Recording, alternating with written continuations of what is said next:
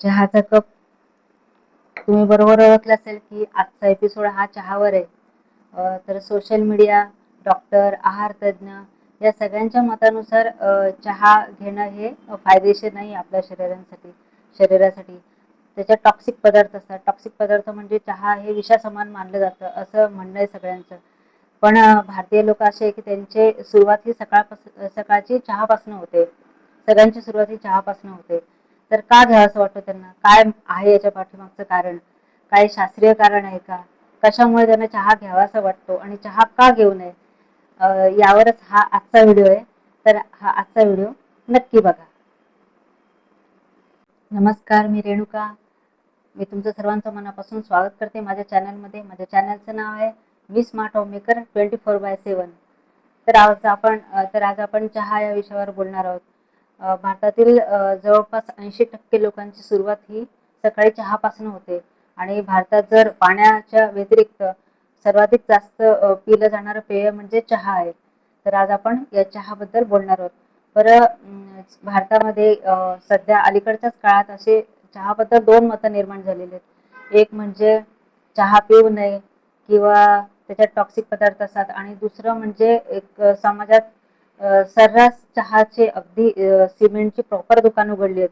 म्हणजे पहिले तरी टपरी वगैरे अशी असायची, पण आता प्रॉपर सिमेंटची दुकानं उघडली गेली आहेत आणि त्याचे नाव पण राजकीय नेत्यांच्या पदानुसार असतात. मजेशीर नाव असतात.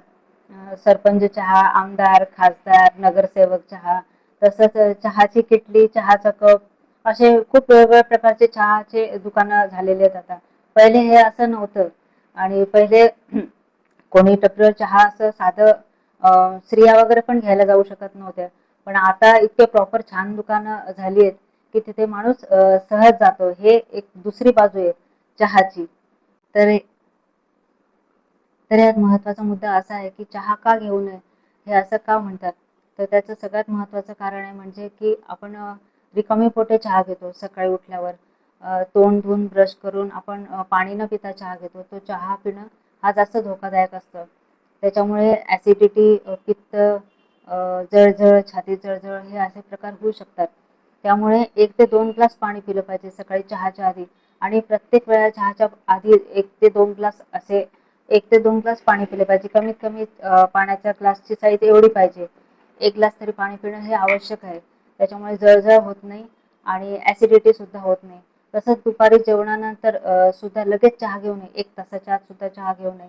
कारण की आपण जे जेवतो त्याच्यात जे लोहतत्व असतं, जे कॅल्शियम असतं, ते कॅल्शियम खेचण्याचं काम चहा करतो. चहातील जे टॅनिन घटक असतं ते आपल्या अन्नातील लोहतत्व खेचून घेतात. त्याच्यामुळे आपले हाडं कमकुवत होऊ शकतात किंवा ठिसूळ होतात. आणि दुसरं म्हणजे झोपेच्या आधी 1 तास आधी चहा पिऊ नये. कारण चहाचं कामच असतं तरतरी आणण्याचं आणि झोपेच्या 1 तास जर आधी आपण चहा पिला तर झोपेचं चक्र बिघडू शकतं. झोपेमध्ये अडथळा निर्माण होऊ शकतो किंवा त्याचं निद्रानाशसारखे प्रकार सुद्धा आपल्याला उद्भवू शकतात. म्हणून या 3 वेळा बघायच्या की सकाळी उपाशी पोटी चहा घ्यायचा नाही. काहीतरी खा मग चहा घ्या किंवा कमीत कमी पाणी तरी घ्या. आणि दुसरं म्हणजे जेवणानंतर लगेच चहा घेऊ नका आणि संध्याकाळी रात्री झोपायच्या आधी 1 तास आधी चहा घेऊ नका.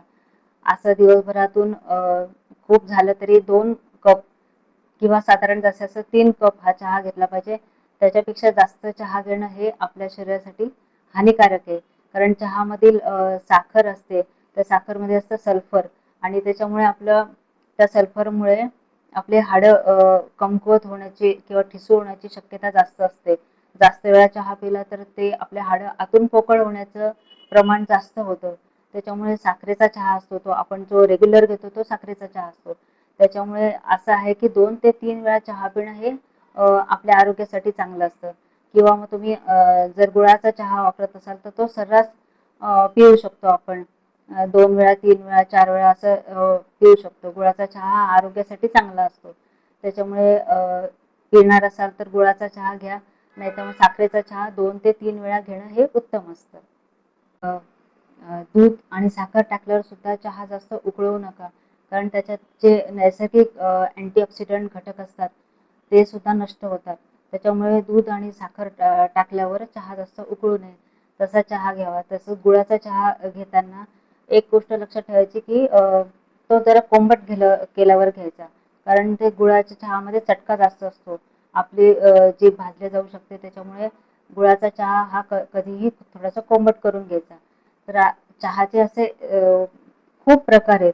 एक दोन नाही सांगता येणार, पण भरपूर प्रकार आहे. भारताच्या वेगवेगळ्या राज्यात वेगवेगळ्या प्रकारचा चहा घेतला जातो. जसं green tea, lemon tea, herbal tea, मसाल्याचा चहा. तसंच काश्मीरमध्ये तो वेगळा चहा घेतला जातो. कहवा चहा असतो तो.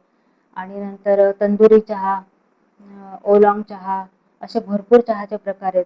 तर आपण आपल्या रोजच्या रुटीनमध्ये साधारण आपण मसाल्याचा चहा वापरतो. जसं आलं, इलायची वगैरे घालून, दालचिनी, लवंग घालून हा चहा वापरतो. जसं ऋतुमानानुसार सुद्धा चहाचे प्रमाण आपण वेगवेगळं असतं. थंडी असलं तर आलं, गवती चहा असं वापरतो. पावसाळा असला तर तुळस, आलं हे प्रकार वापरतो. आणि उन्हाळा असला तर शक्यतो इलायची वापरावी. इलायची ही प्रकृतीने थंड असते, त्याच्यामुळे उन्हाळ्यामध्ये शक्यतो इलायची घालून केलेला चहा कधीही बेस्ट असतो. सर्वसाधारणपणे सर्दी, खोकला, फ्लू यासारख्या आजारांमध्ये आपल्याला मसाला चहा याचा जास्त उपयोग होतो. जसं लवंग, इलायची, दालचिनी असं टाकून, किंवा लेमन टी म्हणजे कोऱ्या चहामध्ये लिंबू पिळून वगैरे असा चहा आपल्याला जास्त उपयोगाला पडतो, शरीराला जास्त उपयोगाला पडतो. कारण हे सर्व आपण कोरोना काळात अनुभवलेलं आहे. लोकांना नुसते काढे घेऊन उष्णतेचे विकार व्हायला लागले होते, गरम पडायला लागलं होतं. त्याच्यामुळे लोकांनी काय केलं की हे पदार्थ सगळे चहामध्ये टाकायला सुरुवात झाली, आणि दुधामुळे त्या सगळ्या मसाल्याच्या पदार्थाची उष्णता कमी झाली, आणि ते पदार्थ चहामधून घेतल्यामुळे सगळं सुसह्य व्हायला लागलं होतं कोरोना काळामध्ये. म्हणून तेव्हापासून आपल्याला अशी सवय लागली आहे की चहामध्ये काही ना काही टाकून चहा घ्यायची सवय लागलेली आहे. जसं कधी कधी इलायची वगैरे असं घालून आपण चहा पितो. त्याच्यामुळे ती कोरोना काळातली एक सवय चांगली झाली की आपल्याला फ्लेवर टाकून आपण चहा घेतो. आणि या चहाची गंमत म्हणजे आपल्याला इंग्रजांच्या काळापासून आपल्याला चहा समजायला लागला, किंवा तेव्हापासून आपल्याला वाटलं इंग्रजांमुळे चहा भारतात आला, त्याचा प्रसार त्यांनी केला.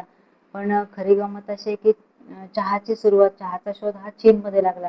इसवी सन पूर्व 2737 मध्ये चीनमध्ये हा शोध लागला. त्याची दंतकथा अशी आहे की चीनचे सम्राट त्यावेळेचे शेन नुंग हे एका बागेत बसले होते, आणि तिथे त्यांचे सेवक हे पाणी उकळत होते, पिण्यासाठी पाणी उकळत होते.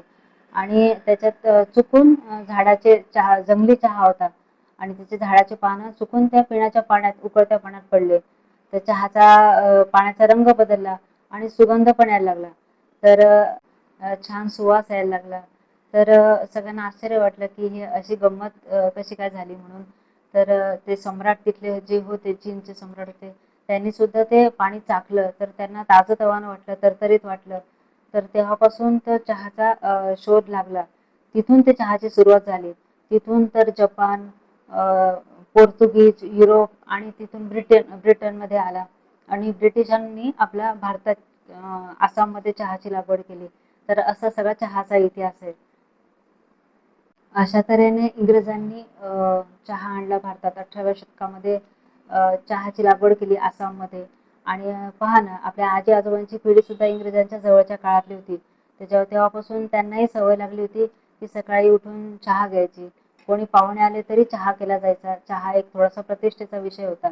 तेव्हा सरबत, कॉफी वगैरे किंवा कोल्ड्रिंक असे ऑप्शन नव्हते पाहुण्यांसाठी, तर चहाच दिला जायचा.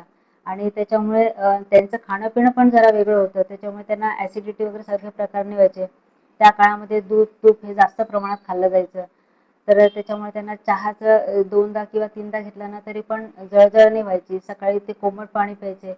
आणि त्यांच्या जीवनशैलीमध्ये आणि आता जळजळ वगैरे याच्यामध्ये होते की आपण थोडंसं प्रमाण किंवा पद्धती आपली चुकते. म्हणून सकाळी उठल्यावर पहिले पाणी प्यायचं, मग चहा घ्यायचा. तर अशा प्रकारे आज आपण चहाबद्दल माहिती बघितली, चहाचे फायदे तोटे बघितले, चहाचा इतिहास, त्याचा शोध कसा लागला हे सर्व बघितलं आपण. तर चहातील घटक कसे काम करतात, त्याच्यातले फायदे कसे, त्याच्यातले नुकसान काय होतं, या सगळ्या गोष्टी आपण आजच्या व्हिडिओमध्ये बघितल्या. तर अशा प्रकारे आजच्या व्हिडिओची टिप्स आहे की चहा तुम्ही कोणत्याही प्रकारचा घ्या, पण त्या चहाची जी योग्य प्रमाण पद्धत आहे त्या पद्धतीनेच चहा घ्या. जास्त उकळू नका, उपाच्या पोटी घेऊ नका, जेवणानंतर लगेच घेऊ नका, झोपायच्या आधी 1 तास घेऊ नका. ह्या सगळे प्रमाण पद्धती आहेत त्या योग्य वापरूनच चहा घ्या. ही आजच्या व्हिडिओची टिप्स आहे. तर आजचा व्हिडिओ कसा वाटला ते नक्की कमेंट्स करून सांगा. व्हिडिओला लाईक करा, शेअर करा, सबस्क्राईब करा. तर आता पुढच्या व्हिडिओत आपण नवीन विषय घेऊन, नवीन टिप्स घेऊन नक्की पुढच्या व्हिडिओमध्ये भेटू. तोपर्यंत खुश राहा, आनंदी राहा आणि प्रामाणिक राहा. Bye bye.